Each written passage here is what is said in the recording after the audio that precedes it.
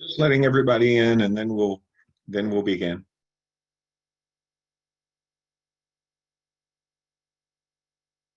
How are you today, Megan? How are you? I'm good, thank you. I got the right name this time, so. Okay, good. Andrew, Isaac, how are you guys?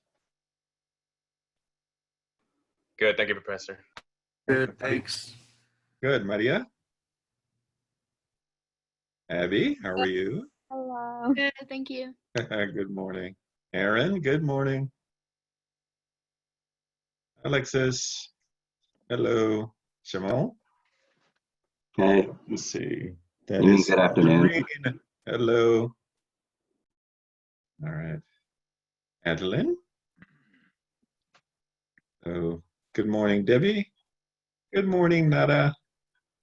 And good morning, Giovanna.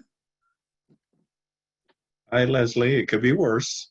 There we go. There we go. Now we're picking up. Good morning. All right. We almost have everybody in. Yeah, about 30. So let's get our stuff.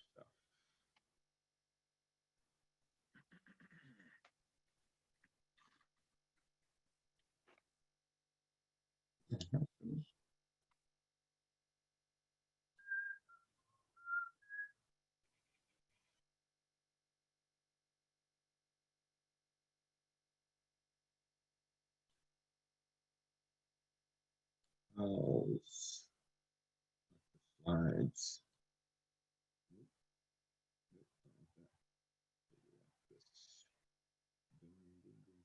All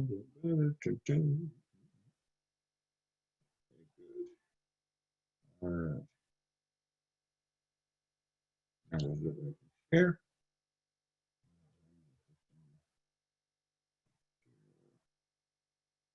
All right. So we are kicking off in chapter 1 today, I believe. We did the syllabus and the other stuff the other day. We will now kick this in and begin with chapter 1.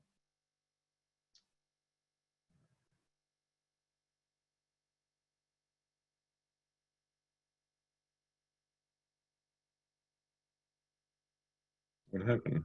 Where's my Zoom? Leslie, are you seeing the screen? No? Okay. Let's see what happened.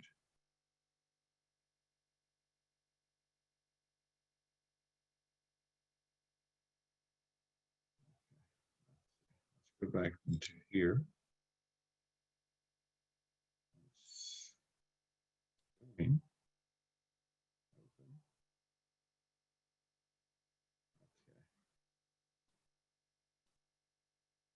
Okay, now it should be up there.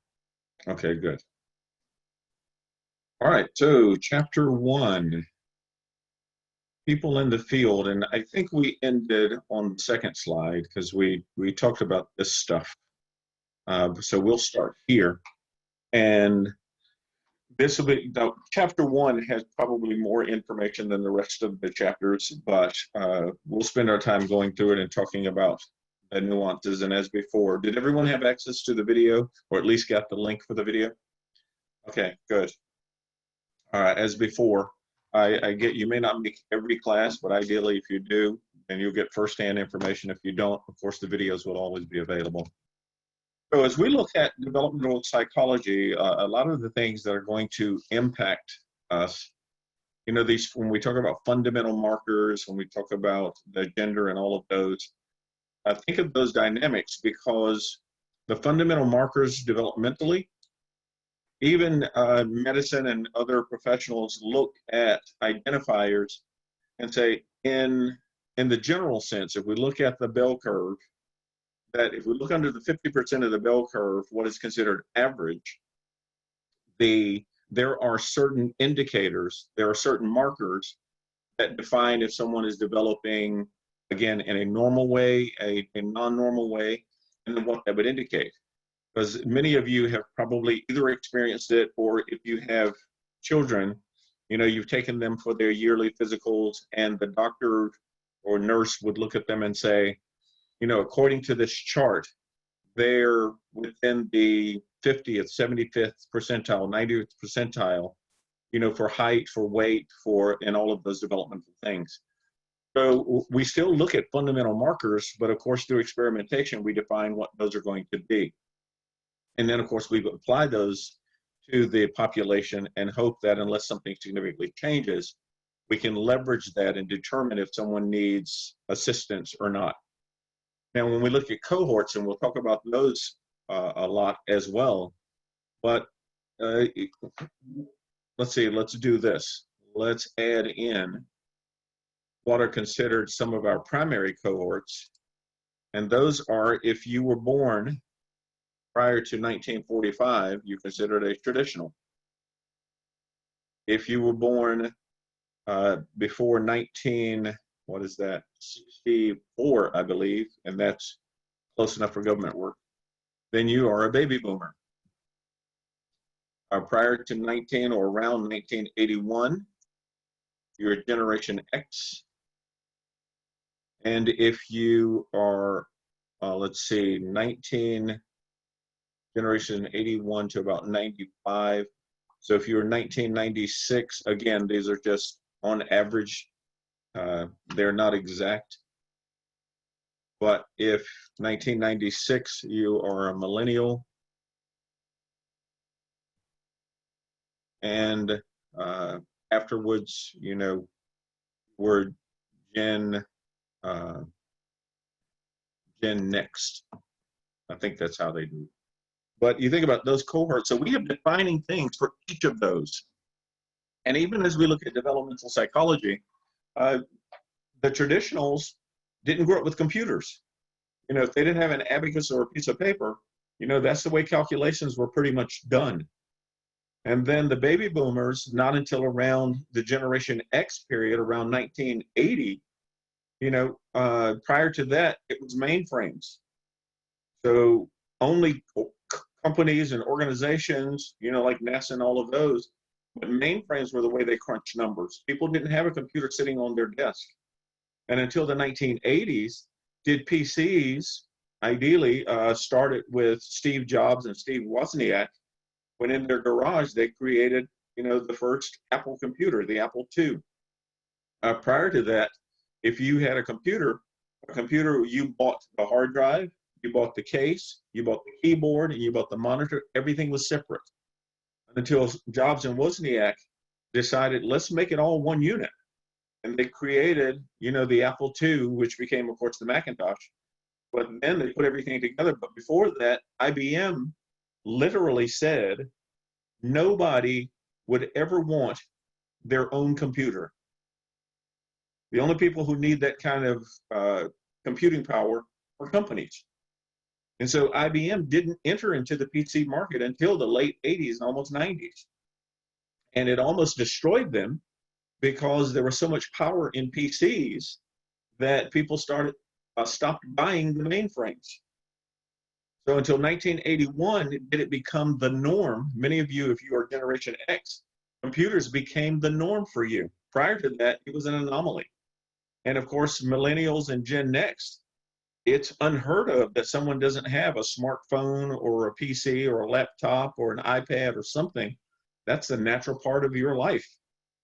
So even as we look at cohorts, we can segment those groups and define their way of accepting or looking for information.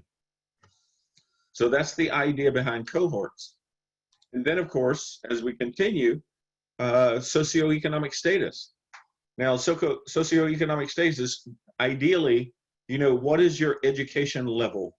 What is your income level, right? So even that has impacted the nature of how people develop. We know that if someone is more involved, if someone has higher interrelations with people, their prefrontal cortex tends to develop more and more effectively. So why do you think that might be the case? That people who don't have as many external experiences, their prefrontal cortex does not develop as quickly or as fully as those who have more experiences? What might be a reason for that?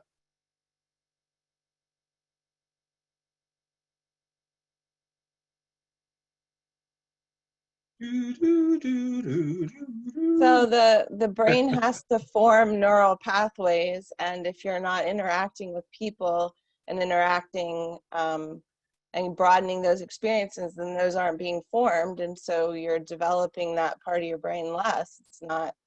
It's not. That's my theory. Sweet. Okay. It is absolutely right. Because you think about it, even in the circle of psychology that I shared with you on Tuesday, right? We start with experiences. And our experiences form the level and the amount of information that we have with which to make sense of our surroundings and our environments, and with which to make decisions and influence our behaviors.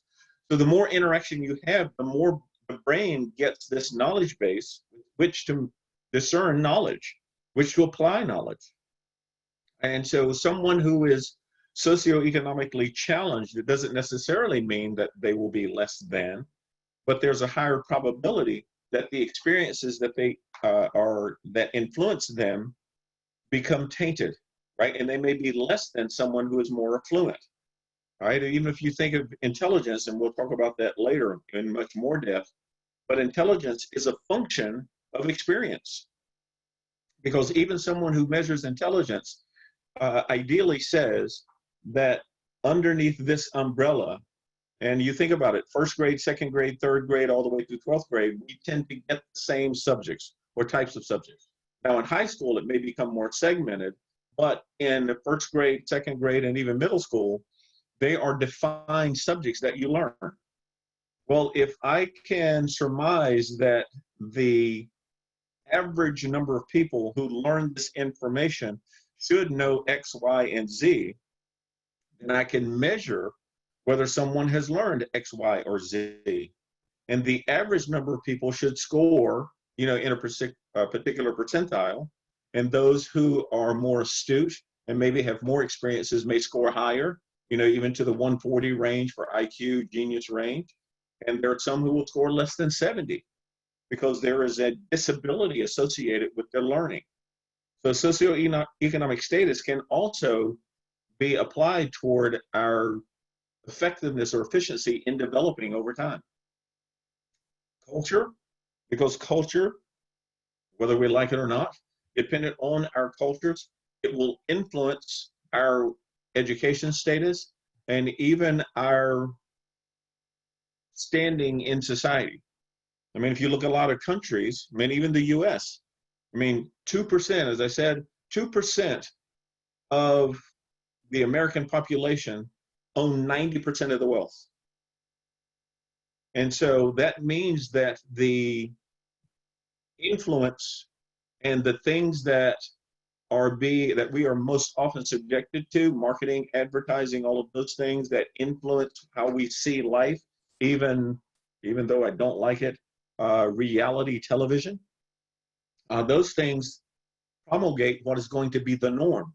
And a lot of people become susceptible to that. So culture has an influence. In some Middle Eastern countries and African countries, even some South American countries, where women are not allowed to go to school. You think about that from a developmental perspective. And so the only knowledge and information they have is that is given to them. They don't get to expand beyond that. And we'll see one young lady who chose to go against that. And literally they tried to assassinate her. So culture has a lot of strength. And then gender.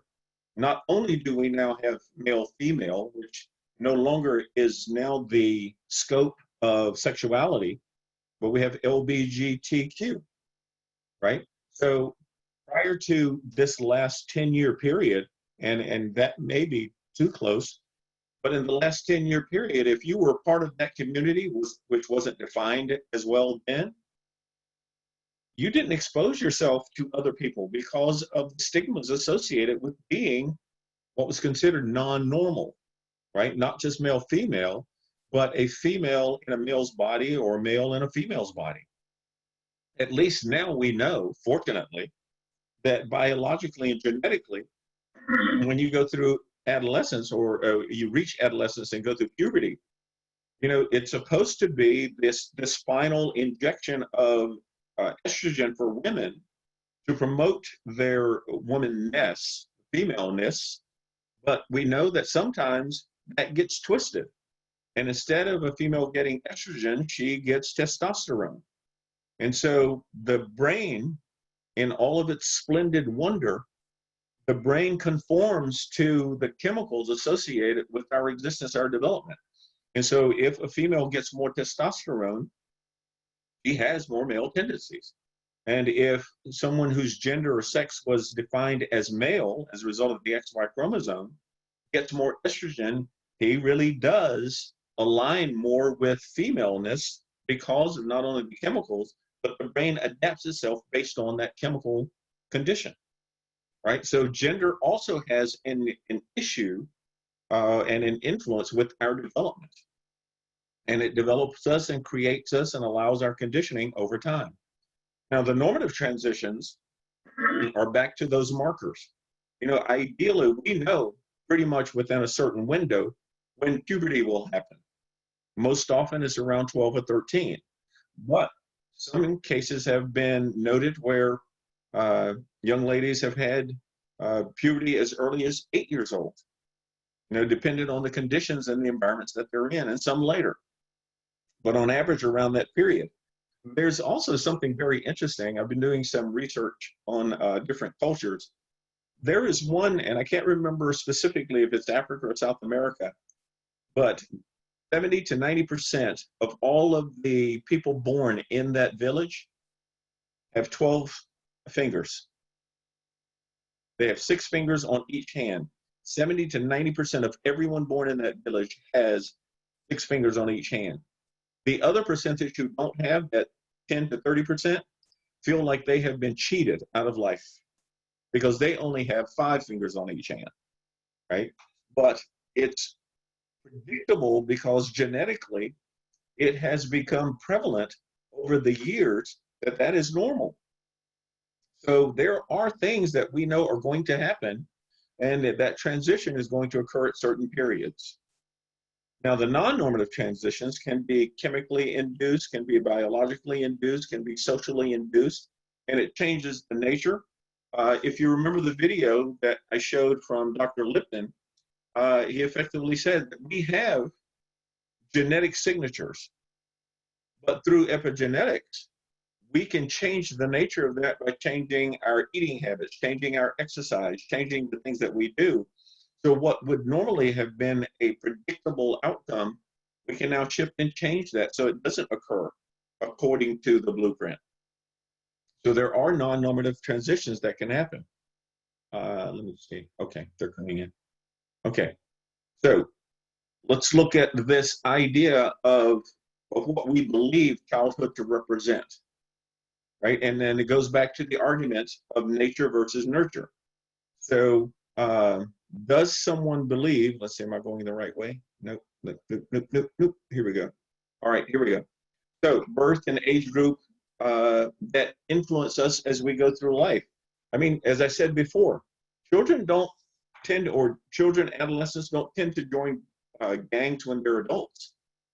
They join when they're younger because the group that they have experienced, the environment that has allowed them to make these choices, or I shouldn't say allowed, but have created these choices, exist as a group decision.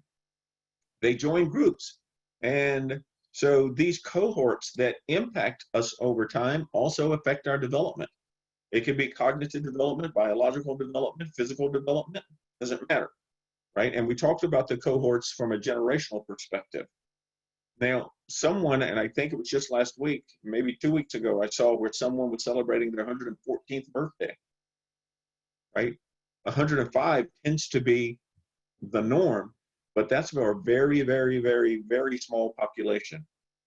For those who are of non-European, predominant non-European descent, the average lifespan for men is from 75 to 85. For women, 80 to 90. For those of European descent, add another 5 years for male or female, respectively. right? So part of the developmental studies genetically are, why do certain groups have a longer lifespan expectancy than others? And what some have presupposed, it is not necessarily genetic or biological. It is cognitive, because the way we think influences the chemistry of our bodies. And if the nature of our bodies is more often towards something negatively associated with us, it can impact our longevity, because it also affects the biology, which is more negatively translated, right? Something as simple as, if you look up, and I will simply say black and white. If you look up the synonyms that are associated with the term black, 20 of the 21 terms associated with that are negative. 8 terms that are associated with the term white are all positive. So if you see that as a normalized feature, then those who are associated with different color spectrums automatically have stigma associated with their lifespan and their lifestyles, because of someone else who has defined that external to them. Very interesting, right? But that's the nature of, as we look at development over time and lifespan. I'm sorry, go right ahead. There's a fascinating test on Harvard's website that you can do, and they do pictures of people of different races, and then a word like good, bad, whatever. And you can take it and you can see your own inner bias to that. And it's really interesting. You can do it not only with skin color, but with you can do it with race, you can do it with sex, with gender. It's called implicit assumptions. Yeah, it's really implicit assumptions. And the interesting part is, those of you who would like to take it, as Megan said, you can just go and you can literally type into Google implicit assumptions. You can do it, and it will give you a sense of whether or not you have gender bias, whether you have age bias, whether you have race bias, sex bias. There are multiple tests that you can take.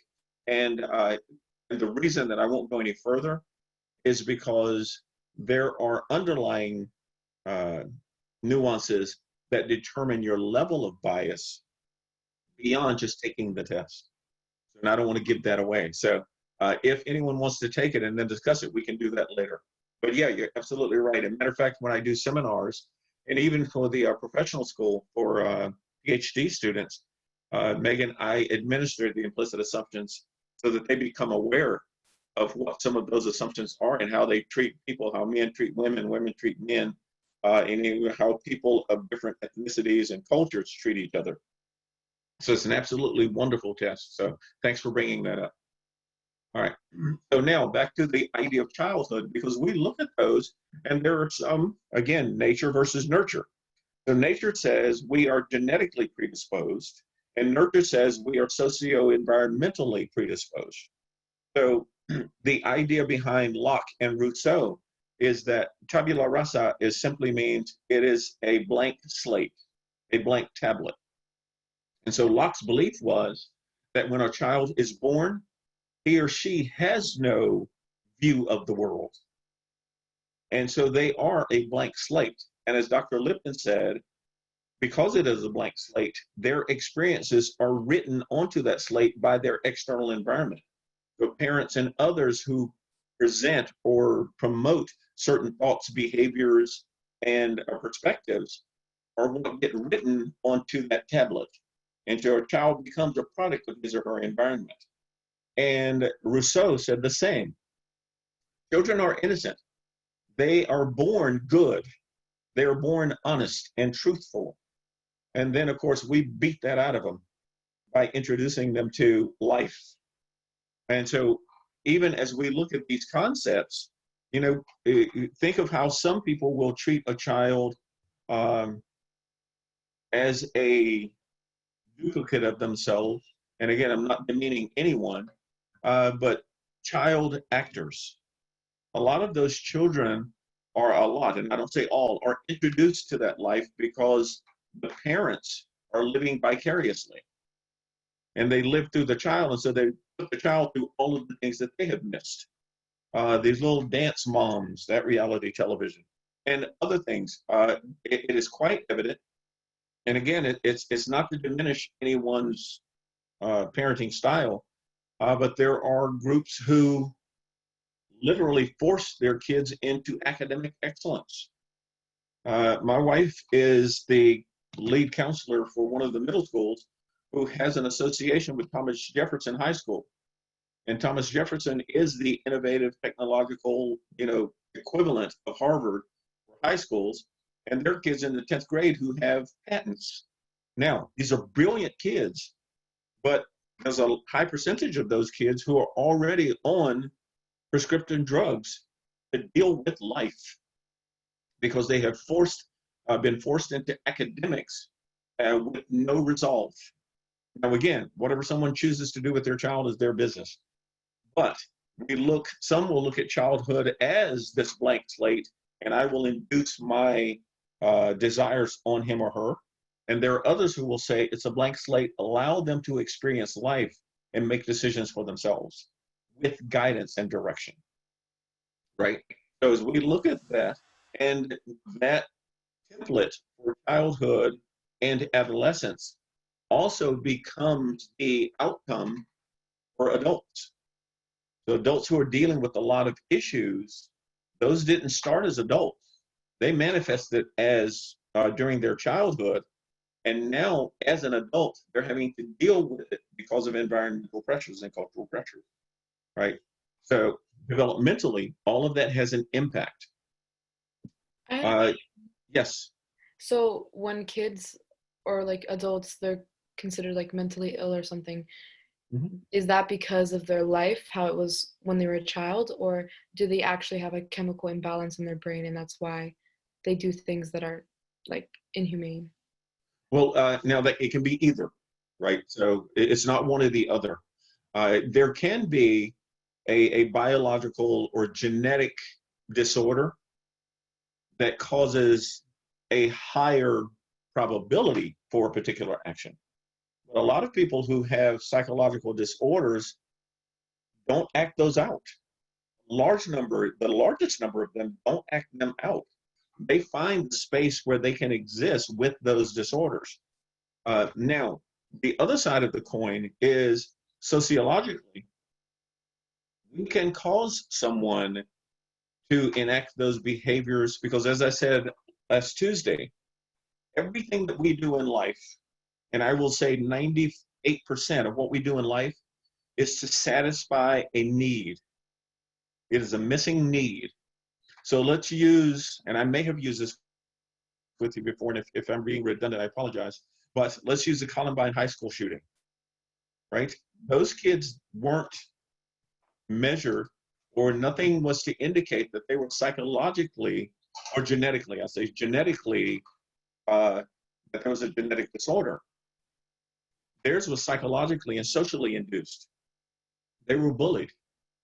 And over time, it caused these psychological problems to where they were trying to reach balance again, satisfy their need to belong, to feel like they were valued and that they, had worth.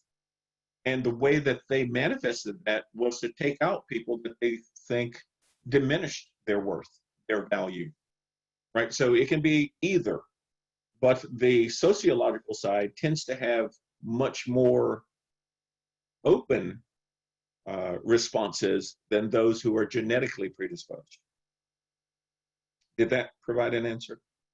Yeah, thank you. Okay, cool. All right. Now, cyberspace. Oh my God. This one. What is the most addictive substance that currently exists in the year 2020? Social media? Yes. Social media.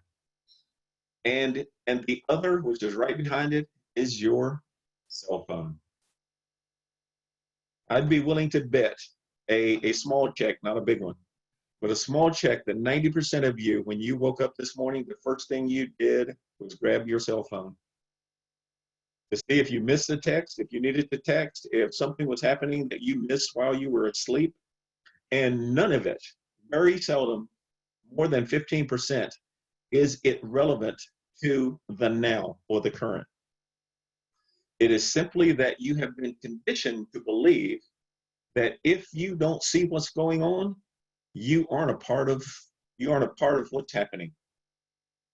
And some of you, and I can't point you out yet, but I will as I watch you on the videos. Yeah. Some of you, if you send a text right now to somebody and they don't respond immediately, you go through withdrawal symptoms. Are they okay? Do they not like me anymore? Did they not get my text? What should I do? Should I call them? Should I text again? All of this craziness because we have created this environment where we are connected through the airwaves. And so even that becomes developmentally challenged because for some of you, you don't really have a life. And when I say you, I'm not just talking about those in the class. I'm talking universally. And think, and I love this, and I hate this. But someone who is a closet psychopath won't go into a restaurant and start yelling at everybody because then people will judge them. They're seen, they're open, they can't hide their personality, and they can't hide who they are. But put them on Facebook. They will go 50-150, completely unbalanced, because now they can hide their identity. So cyberspace allows a lot of crazy people to have a forum when they didn't have those forums in person. So developmentally, it can also increase someone's willingness to be crazy, or it can decrease someone's need to have personalization and interaction. So there's both good and bad, but the nature of that is also supported not just through their ability to go through cyberspace, but even income inequities. Like I said, 2% in America, 2% of all of America own 90% of the wealth. So access to certain things aren't going to be as prevalent for those who are socially challenged or economically challenged as for those who aren't economically challenged, right? So, and the idea is that the 2% or the 5%, really, if they don't generate another dollar in their lives, generationally, the next 4 or 5 generations would never have to work a day in their lives. And something that is a research statistic that in and I'll have to remember, but it's around 1968. In 1968, they said that there were 16 ruling families, economically, financially, 16 families in America. They could have taken $100,000 and given to every family in America, and it would not have put a dent in the wealth of those 16 families.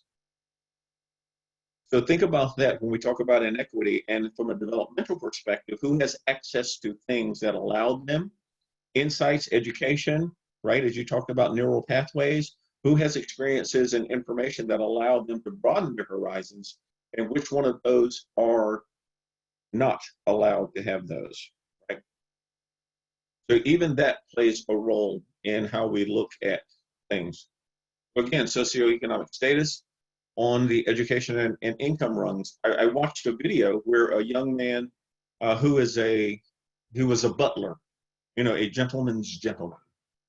And they asked him, why did you choose that particular profession? And he said, my father was a gentleman's gentleman. My grandfather was. This is what I'm supposed to do. This is the career and the choice I was supposed to make. I wasn't supposed to be the one that someone else waits on. I'm supposed to wait on people. So we have certain areas, and some in a socioeconomic status, if it's on the lower order, honestly believe that they can't get out of that condition, that they aren't supposed to get out of that condition. And I've had several students who said, I'm the first one in my family to go to college. And those who didn't believe that they weren't supposed to, that they were destined to be in that environment. I will make this reference and then we'll move on. But if you haven't seen it, Megan, this one is not the Implicit Assumptions, but it's an absolutely incredible movie called Stand and Deliver. And Stand and Deliver is a movie about the East LA in one of the barrios. In that high school, zero people did advanced mathematics placement. And if they were interested in advanced maths, they had to transfer to another school because the school provided none of those courses. And ultimately, Jaime Escalante, who was the math teacher there, decided to offer algebra and calculus and those things. He got a group of kids, I think about 14 kids, who said, well, we'll give it a try. Well, never before in any of their families had anyone gone beyond high school. And most of them said that when I graduate high school, I'm just going to get a job. That's it. There is nothing after this. When they ended up taking the advanced placement exam, every one of them scored in the top percentile. Nobody failed it. They did so well that the Department of Education came back and said they must have cheated because people in this school don't have the academic ability to score this well on the tests. Of course, they raised a big stink about it. And then 2 of the PhDs had them retake the tests, all of them, and they stood in the room and watched them take it to make sure there was no cheating. Absolutely every one of them scored high and the same percentile that they did before, and some did better, right? Now, after that, the percentage of Hispanic kids at that high school increased every year for the number who placed in AP Calculus and Advanced Mathematics, right? But prior to that, the socioeconomic status, that conditioning said, don't even try because you aren't good enough for it. So developmentally, we can also become conditioned by our environment socially and economically and assume that that's the nature of who we are. And so it affects us academically, sociologically, cognitively, right? And again, as we said before, if you allow your condition, your environment and social conditions to define you, then your brain is smart enough to condition itself to produce the chemicals that will support that position. So if you're depressed, the brain will continue to produce chemicals that will keep you depressed. And if you are happy, it will continue to produce chemicals that will make you or keep you happy. Right? So all of this is developmental. As we look at nations and developing countries, I mean, the opportunity for some to have education increases their ability to make decisions for themselves when others don't, right? So all of this stuff adds into the idea that developmental psychology focuses on the events, the issues, and the kind of things that will either impact positively or negatively someone's ability to find fulfillment. As Maslow would say, self-actualization. Okay, so we have collectivist cultures and we have individualistic cultures. It is simply this. Collectivist cultures tend to value that which helps the larger group, which creates benefit for all and not just for some or for one. Individualistic cultures tend to believe that the individual should be supported by those around him or her. And the benefit of that should be to the individual, not to the larger group. I'm sorry, go ahead, Megan. I have a question. Yeah. It seems to me that during this pandemic, the cultures that are more collectivist are doing better at eradicating COVID than the cultures that are more individualistic. And even though we know that there is no exact science that exists, except for mathematics, because 1 + 1 will always equal 2.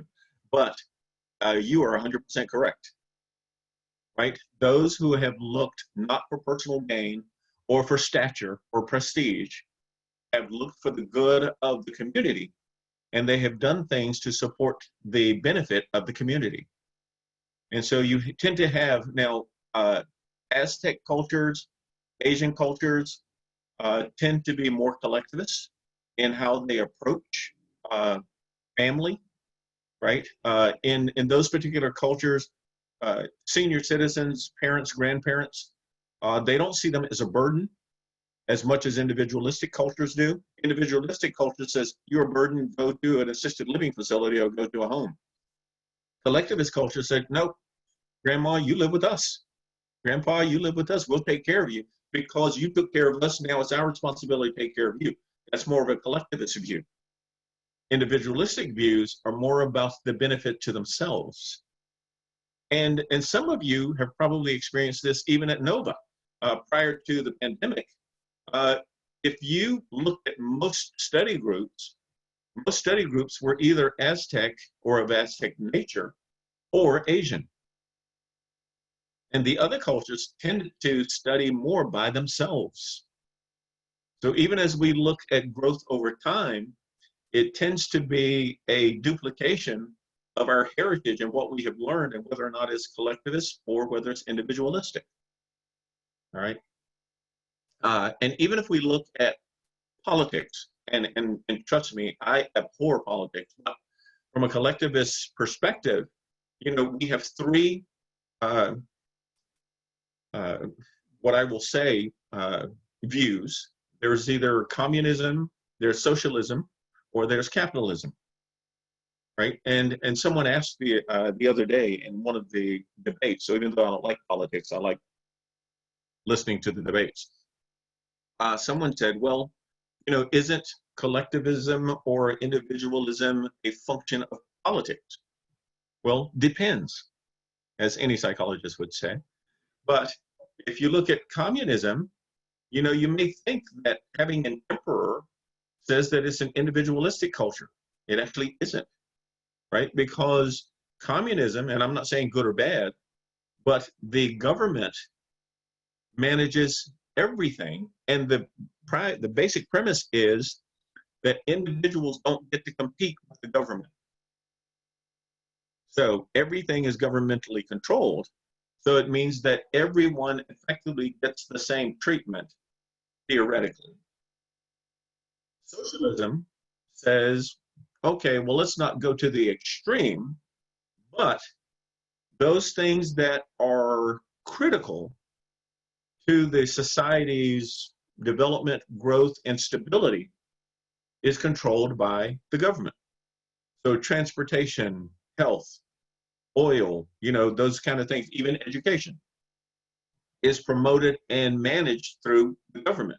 The difference is that individuals can still manage, own, and run their own companies as long as it doesn't compete with the primary infrastructure that the government controls. Right? And capitalist says, hey, anybody can compete with anybody. So individuals can compete. I mean, UPS can compete with the USPS, right? So that's the primary difference. So even in a culture that would seemingly be more collectivist, there are individualistic cultures underneath that. So it is not one or the other. They can be both. So you can have a collectivist culture, but people who are individualistic within it, they tend to be frowned upon, but they exist. And you can have an individualistic culture with a collectivist nature underneath it, and they tend to frown on each other, but it exists. And that's the nature of it. So even developmentally, and I say this from a cognitive perspective, people who are more collectivist tend to be happier. And people who are happier tend to live longer, right? And something as simple, I mean, because we in America, specifically in America, look at cigarettes as a huge health issue. But people in traditional Asian cultures smoke when they're 90. Now think about it, they're 90 and still smoking. You know, in the US, once you're 50, 60, or 70, most of those health conditions take you out, right? So even something as simple as that, happiness and a collectivist nature promote health greater than those things that are introduced that should theoretically take away from it, right? So developmentally, if you're in a collectivist culture, you tend to have, I will say in quotes, a better life, right? All right, let's see, where are we? Okay, we're still good. I think we're good. What time are we at 2, right? Yeah, so we got another, we're good. All right, excellent. All right, so let's see.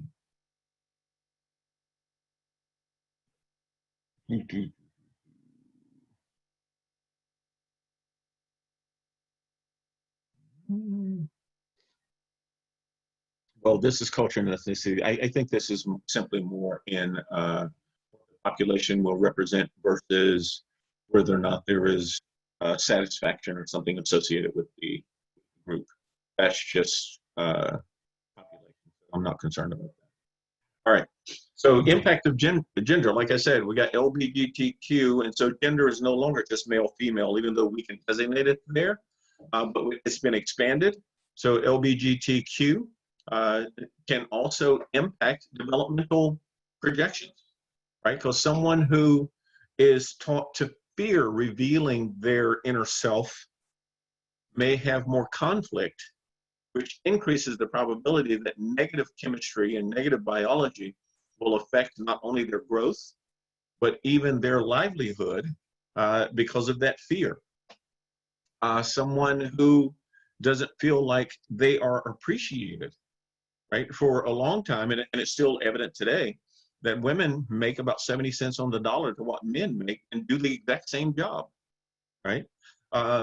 Now, and I'll use this example because, and I think it was the 80s or the 90s, but almost all symphonies prior to then were only men. Only men played in the symphonies because they had to audition in front of the director. So the directors would see women and would say, nah, even though they played as well as men. So the way that they offset that, fortunately, was they put up a screen that didn't diminish sound, but you couldn't see who was behind the screen. Now, women were absolutely told, don't wear high heels or anything like that that would denote femaleness. And they would sit behind the screen and play the music. So then they were forced to only judge the music. And that's when you started having a larger influx of women in orchestras and symphonies. Right? Prior to that, there was a stigma associated with it. What is your view, or what are your thoughts of a glass ceiling? And what are the implications of a glass ceiling? Now, if there's anyone who doesn't understand what that term means, I'll define it for you if you. Simply put, it's the separation of those who have and those who have access, and those who don't have and those who don't have access. So the glass ceiling, so effectively means I don't have access, but I can look up through the ceiling and see who does. That's the glass ceiling. So what's the implication of a glass ceiling? Not only for those above it, but those below it. I want you to think outside of the box because it is an advanced class. So what might be implications of those above and below a glass ceiling environment? I think with the glass ceiling, for those that are above it, they feel like they're never going to go below a certain point no matter what happens. That something's always going to kind of hold them up, whether that be that they come from money and their family is there as like a fallback, or because they have a degree and they expect that they'll always be hired on at, at least a management level or something. But then those below it that, if they don't have that cushion to fall back on, if they hit hard times that their family can't maybe financially keep them afloat, or that they haven't been able to afford that degree, that they're never going to rise above. I love that, Aaron, and I absolutely love the holding them up, right? Because the glass ceiling, it becomes a floor for them, and then for those below it, it becomes a ceiling. So I absolutely love that holding them up, right? And now for those who are below, think of this, right? Because people want to break through the ceiling to get above it. But if they break through the ceiling, remember it's glass. So what's going to happen to the people who are below? They get cut. And so what I do is condition people to understand that if you push against the ceiling that exists, you could get hurt. And those who are fearful of getting hurt decide, this is my place and I don't belong up there, right? And there's a study, and the study proved that men who, and again, I'm not talking about anybody who's under 6 feet, but if someone competed for the same job and a man was over 6 feet versus a man who was under 6 feet, 80 to 85% of the time, the man who was over 6 feet would get the job. Simply in perception that power was more aligned with someone who was over 6 feet as opposed to someone who was under. Of course, we know this complete BS, but substantively, a lot of people added credence to that, and that became a norm for how people got accepted. Someone who was 6 feet knew they were going to get a job over someone who wasn't, right? So again, interesting dynamic, even in gender, right? And unfortunately for women, when the ceiling was highly evident back in the 50s and 60s, and if a woman got a position of power, you know, and a vice president position, an executive position, then she most often defined herself in a manly way. She would wear pantsuits, wouldn't wear a lot of makeup and things because that associated her with being female or less than. Again, all of this stuff from a gender perspective became the nature of how we developed and how we accepted, you know, the significance of other people who didn't look like us or who didn't fit a particular profile, right? So all of that stuff still exists, and fortunately, we're getting past a lot of it, but all of these things that we're looking at here, we'll talk about in subsequent chapters. Okay, so let's see. Let's, again, talk about this nature versus nurture thing. So any perspective explaining why people act the way they do and allows us to predict behavior and also suggest how to intervene to improve behavior. So again, if someone, whomever they are, if they said that they believe that a person was born that way, then they're making the assumption that it was a genetic predisposition. It doesn't mean that they became that person as a result of socio-environmental influence. If it is nature, they believe that the biology, their DNA, the genetics of that particular person is responsible for the way that they behave and even the way that they think.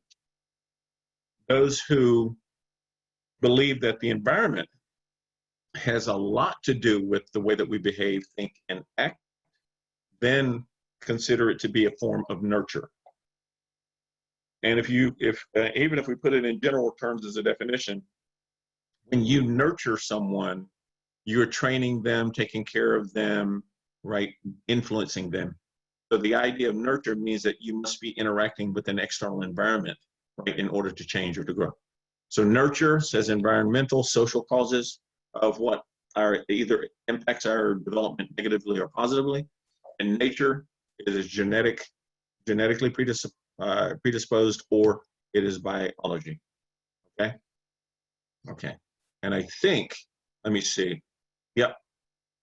Okay, we're going to cover these next 2 slides, and that's where we'll end for today. All right, so behaviorism. Now, prior to behaviorism, there was psychodynamic and psychoanalytic.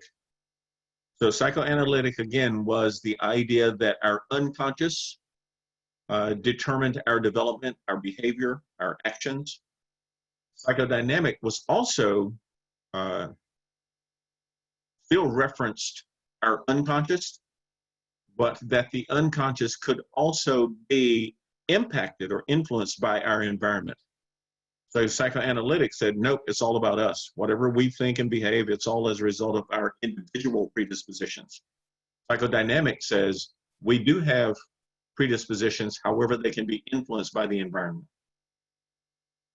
Behaviorists said, nope, we have all of those things, but most of it is developed as a result of our interactions. So those could also be nature or nurture, but the idea was that if we have genetic predispositions, then we can condition people to behave or react based on those genetic things, those innate things. right? So there are two primary things that will happen or that can happen when you are hungry. So type into the chat room what you think one of those or both of those might be. When you are hungry, what are two responses that generally occur when you are hungry? So type in an answer into the chat room. And even if you don't know, type in, I don't know, IDK, right? But everybody, this is part of my attendance. So, oh, when you get hungry, you get angry? Okay, well, I won't keep you guys beyond 2 o'clock. Okay, annoyed, irritated. Okay, all right. So, all right, Giselle and yeah. So your stomach may growl. That's one of them. But let me ask you, and you don't have to answer this. When your stomach growls, you don't think about it. You don't say, "Hey, stomach, I'm hungry, growl." It does it naturally. It is genetic, right? It's biological. The other thing that happens is you salivate. Anytime you are hungry, your mouth gets watery. But those two things happen subconsciously. You don't have to think about them. When you are hungry, you salivate, and your stomach may growl, but it does it naturally. So Pavlov and Skinner said, if we can create associative conditions to those natural things, then we can cause the exact same biological response for something that is unnatural. Our behaviors become conditioned and cause us to respond in a certain way. So feelings and thoughts, since we can't read somebody's mind, however, we can create external influences or stimuli or triggers that will cause a behavior to happen. So both of those were defined as operant and classical conditioning. Now, I'm going to ask this. This is not an attendance thing, but I simply need to know, how many of you did not take Psych 200, introductory Psych? Because it wasn't a requirement. But simply give me an idea, how many did not take Psych 200? Okay. And again, this doesn't matter. It simply allows me to determine how far I need to go into this before as the last slide.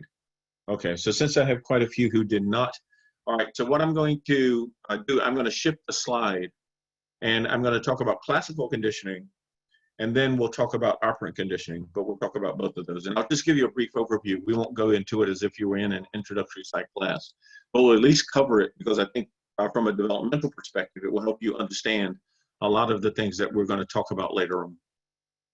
Okay, so classical conditioning simply is stated this way. Classical conditioning, fingers, references that we have unlearned responses to natural stimuli. So like I said before, when you get hungry, your stomach growls and you salivate because you are hungry. So your response for salivation and stomach growling happens because of a natural stimulus, being that you are hungry. You don't have to think about it, be conscious of it. It happens without you ever doing anything. Fear. When you are afraid of something, fear as a stimulus causes goosebumps or accelerated blood pressure or shallow breathing. So all of those things are innate. So classical conditioning talks about innate things, things that happen without you ever thinking about it, right? So now Pavlov, for some of you, you may have heard of the dog experiment. So Pavlov said, well, if that's the case, can we cause an association that is non-natural that will cause the same response or outcome? So Pavlov, what they would do is put food out, and the food would cause the dog to salivate. Okay. So food is a natural stimulus to satisfy our hunger. As I said before, everything developmentally is about meeting a need. Well, when we are hungry, food becomes the stimulus that causes us to salivate, and salivation is our response. So there is a stimulus, a natural stimulus, and then there's a natural response. So that's classical conditioning. Now, even though conditioning is too strong a word yet, the idea that we can cause classical conditioning is that I can introduce something that has no current trigger for getting a response, which is called a neutral stimulus. So the neutral stimulus, the definition simply is, on its own, does not cause an expected response. So if we use the food and salivation as natural association, then if I introduce something that doesn't cause salivation on its own, then it's considered neutral, right? It doesn't cause a response. So what Pavlov did was they introduced the sound of a bell. And what they did is they associated it with food. So they took what is considered, and now up here, let me add to this if I can. This is considered an unconditioned stimulus. It is unconditioned because it is natural. We don't have to think about it. The salivation is an unconditioned response because you don't have to teach anybody to salivate. It happens naturally. So in order to create this condition, what Pavlov did was he paired a neutral stimulus with an unconditioned stimulus to cause a conditioned response. Now it's conditioned because they had to learn. All right, so where does the learning come in? Well, a bell, excuse me, I apologize. Let me go back to share. Oh, there it is, okay. All right, so the bell doesn't cause salivation. You can ring a bell all day and nobody gets hungry. However, what they did for the dog was every time they put food out, they rang the bell. Put food, ring the bell. Put food, ring the bell. Ring the bell, put food. Ring the bell, put food. So the association for the dog was that anytime I hear the bell, I'm also getting food. So if both of them represent food, then the natural condition is to salivate. So now the bell was learned by the dog to also represent food, but now since it was learned, it becomes a conditioned response. Okay? So an unconditioned response can only happen as a result of an unconditioned stimulus. A conditioned response can only happen as a result of a conditioned stimulus. So the bell, which was neutral before, now becomes conditioned. And I get the response that I want. Okay. Any questions on that? Is that clear? Hopefully from the example it helps. Okay. All right, so let's go back to the slide. And operant conditioning, now this is completely learned. So in order for something to have an operant conditioning, the subject must be taught what the response should be. Classical is involuntary. It happens innate. It is biological. Operant conditioning is voluntary because we respond to a particular consequence. And that's the key to operant conditioning. The response is as a result of a consequence, a positive or negative consequence. So according to B.F. Skinner, who was the one who coined operant conditioning, it's the law of learning that determines a voluntary response. So we have one of two conditions. We either have a condition or behavior, I should say it that way. We have a behavior that we want to continue, or we have a behavior that we want to discontinue. So if it is a behavior that I want to continue, then I reinforce. I do something to reinforce that behavior. Now, it doesn't mean that it will guarantee that it increases it. It simply means that it will increase the probability that that behavior will continue. If it is one that I don't want to continue, then I offer a form of punishment. So punishment will decrease the probability that something will continue. In both instances, I do one of two things, and I will go back to the screen. I'm either going to add, if I want to increase the probability, I add or take something away. But in both instances, it's still to increase the probability if it's reinforcement. I'll put that here, reinforcement. Increase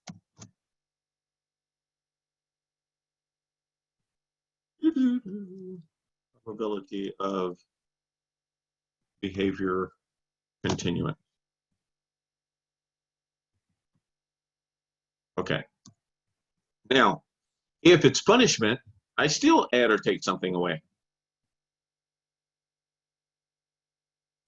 This is considered punishment, but it is to decrease the probability that a behavior will continue. Notice I never put anything that it will guarantee. All right. So examples. Let's say that you're doing right now, and all of you right now are 17 years old and you don't have any money. Okay. So since you don't have any money and you're going to school, somebody's paying for the gas to put in your car, somebody's giving you a car, maybe paying your tuition. Now again, all of you are the exact same right now. So you're doing well in school. Well, as a person, your benefactor, I said, you know what? I want you to continue doing well in school. So as long as you continue to do well in school, I'm going to add something. You know what? I'm also going to cover your books. I'm going to pay for those. As long as you continue to do well, I'm going to add this to the equation. I'll give you something, and hopefully that will entice you to continue doing well. I can also take something away, but it's still to increase. So let's say that while you're living at home, you also have to do the dishes. You got to clean the basement or do the clothes, wash clothes. So I can say, you know what, since you're doing so well in school, I'm going to take some of those chores away because I want you to have more time to study and continue doing well, right? So in that instance, I added something, paid for the books. I took something away, the chores, but both of those are increase the probability that you will continue doing well, that you will continue to study and do well. Okay, that's reinforcement. On the punishment side, I can add something, oh, you know what? You're not doing well in school because you aren't studying as much as you're supposed to. So I'm going to add in, i.e., you pay for your own gas. So I've added something to that situation that you didn't have before because I wanted to decrease the probability that you will continue not to study. Right? So I added something to the equation. I can take something away. Well, the reason you aren't studying is because you're playing Nintendo. So I'm going to take the Nintendo away until you show progress. Right? So both of those exist. And that's when we talk about conditioning, that's what we're talking about. So last note, notice rewarded responses reinforced or learned because if the reward has value, then it is a higher probability that the person will continue the behavior that supports getting that reward. Okay? And if it is no longer reinforced, then the behavior could theoretically discontinue altogether. So I'm going to stop doing these things because I'm no longer getting the reward for it or benefit. So that's the idea, and that will take us to where we're going to end today. Are there any questions of clarification or anything you need before we close out the session? Yes, I have a question. Yes, please. Is this PowerPoint going to be on Canvas? Because I'm looking at it and it's still locked. Oh, Like, it is? Yeah, I can't. I don't have access to it. Like I've been trying to get that. Oh, no, I thought I unlocked. I've got the files up right now. So let me take a look very quick because I can do it right now to make sure that they are available. It's under files. I see it. Okay. Oh, yeah, it's not under the content heading. If you go to files, there's one called lecture slides. So please go to that now so I can know you can see it. Yeah, I'm looking at it. And lecture slides, if you open lecture slides, it should have all of the PowerPoints. Okay. Okay, you see it? Mm-hmm. Okay, good. Thank No, I just wanted to make sure so you have access to it. I'm sorry, All right. can you repeat the first step again on how to get it? Oh, when you go to Canvas, on the left side of the screen where it has your home tab, home, announcement, Zoom, syllabus, there's a tab called Files. Okay. If you click on Files, when you go to Files, you'll see under the selection lecture slides. Oh, okay. Yeah, Okay. and then that'll get you all the and every one of the PowerPoints that we're going to cover in the entire semester are there. And do you send the recordings to our emails or is it going to be on Canvas? I'll send you the link through email. So just as I did from Tuesday, I'll convert it to a YouTube video, and then I'll send a link out to the class, and everyone should get an individual email that shows the link for the video. Okay, thank you. You're welcome. Quick Okay. question about the first assignment that's due on the 8th. Yeah. Is it the Is it the 8th or it's during a chapter 8? assignment due September 8th? Oh, okay. Is it the first essay about personality? Is that what you want for the first assignment? Yes. Okay. All right. Super. Thank you. Yeah, no, you're Where do you welcome. find the assignment? I'm sorry? Is the assignment under modules? Yes. Oh, no. I'm sorry. The assignment is actually under assignments. Oh, yours, okay. I got to change that one because yours is not showing. I will open that up. As soon as I close the class, I will open that up and make it available to you. And then what you will see, I'll put it just above files. So it'll be between syllabus and files. You'll be able to select it, and then you'll have the definition for that assignment. Okay, thank you. You're welcome. Any others? I saw on files there's this PF info thing. Are we supposed to fill that out and submit No. that? No, I'll actually turn that one off. The only thing that you need are the lecture slides. Lecture slides in the syllabus. Everything else you can ignore. Okay. Prof, please where can I find the assignment? What about the assignment? Yeah, where can I find it?